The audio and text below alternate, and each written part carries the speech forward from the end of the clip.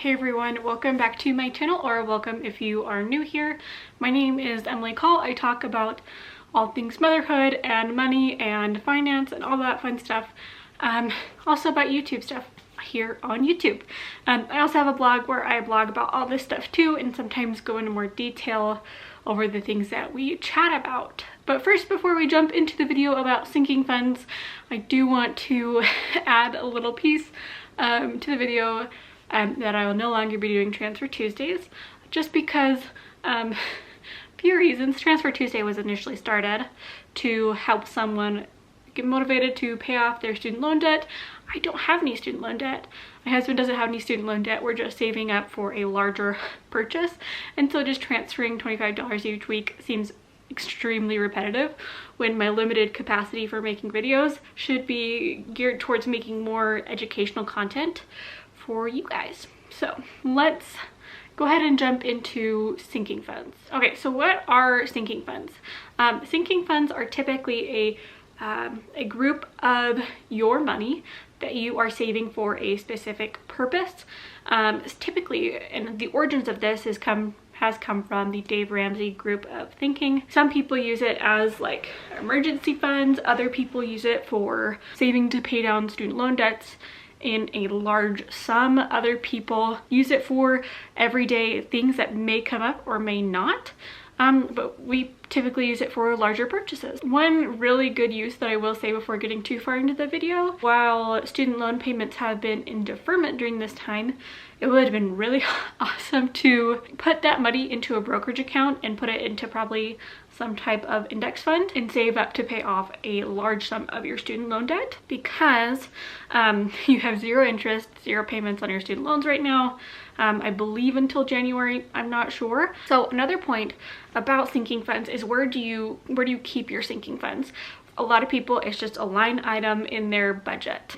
Other people like to put it into a brokerage account or into a high yield savings account, and I have some very strong opinions on where you should put this and where it's going to best serve you and it's going to best grow over the future. So we have typically three different categories that I like to put this in. None of those categories are checking accounts, so keep that in mind. There are a few different categories that I want to talk about.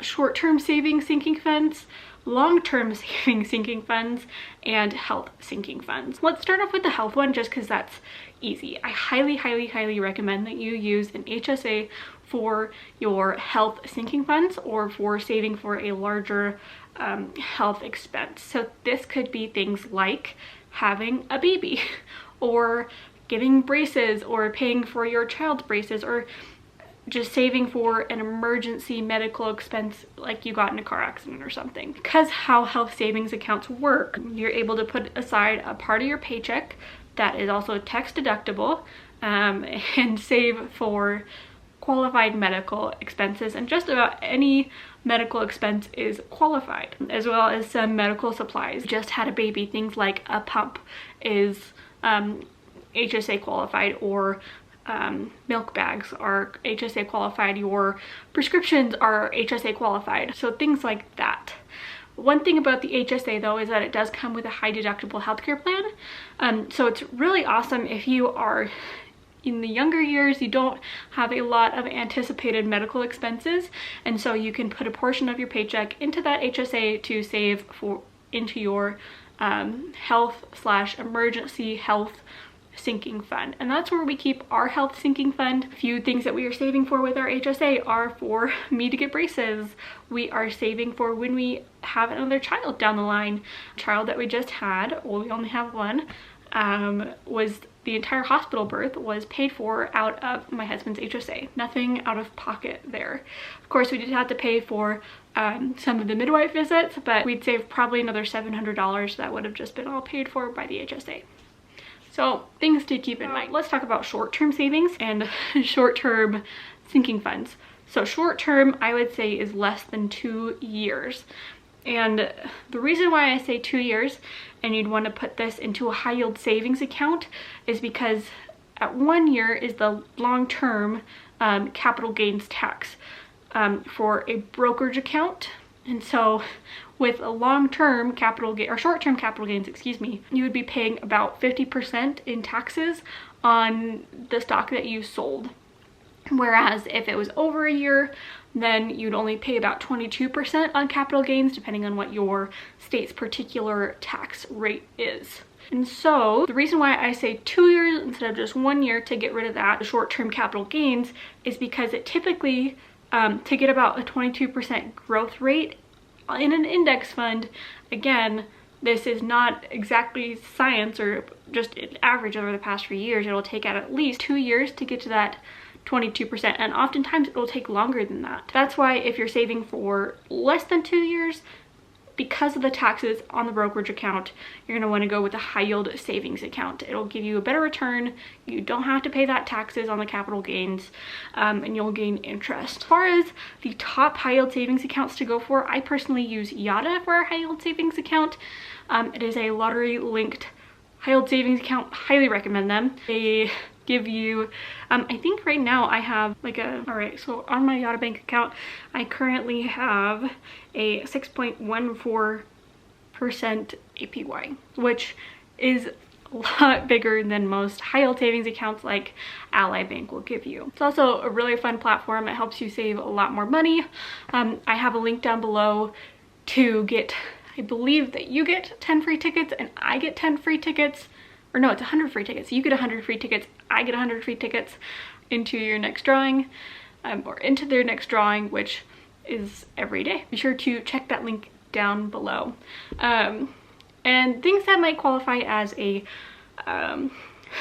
shorter term savings, it would be things like the basement finish in our home, or possibly a vacation, or maybe you're saving for pet expenses that come up yearly, every few months. Another benefit to the high yield savings account for your sinking funds is that you don't have to worry about the timing when you put cash into your sinking fund in a high yield savings account, whereas you would have to pay attention to that in a brokerage account.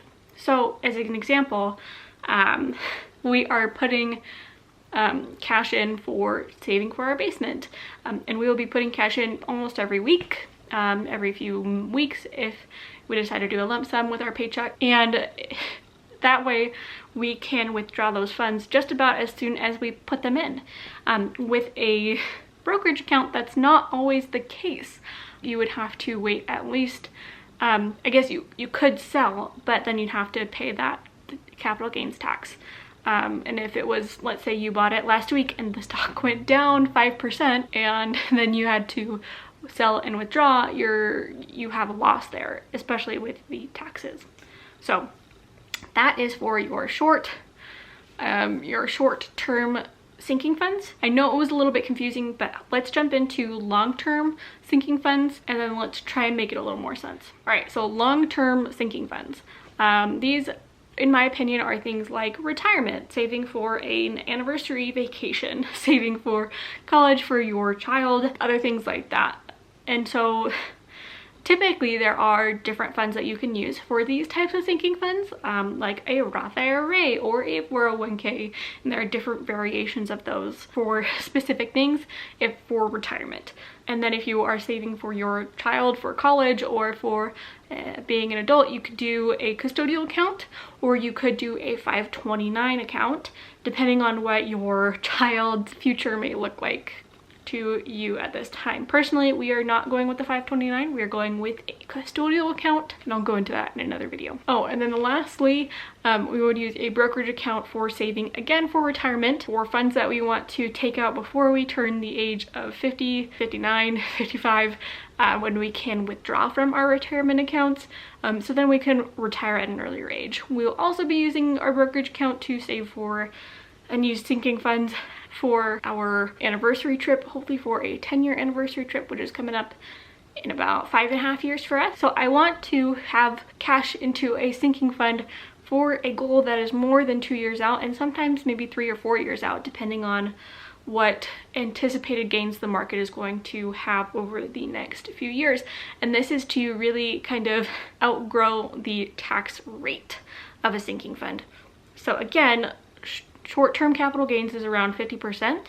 It doesn't, unless the stock absolutely boomed, it doesn't really make sense to sell within the first year. And then long-term capital gains, which is 1 year and 1 day, would be about 22%. And now there is some talk that they're going to raise that, but for now it is staying around that 22% mark. So you would want to have enough growth to go beyond that tax rate. And so that's why I say around 2 years, or if you just plan on putting the cash in to grow and you're not planning on taking much out, or you're only going to take out what you put in within the first few years before you take that out. So just, again, be mindful of the tax rate, how much you're putting in to that sinking fund, and when you plan on withdrawing from that sinking fund. So I hope you found this helpful. Can be a little confusing with the tax rates.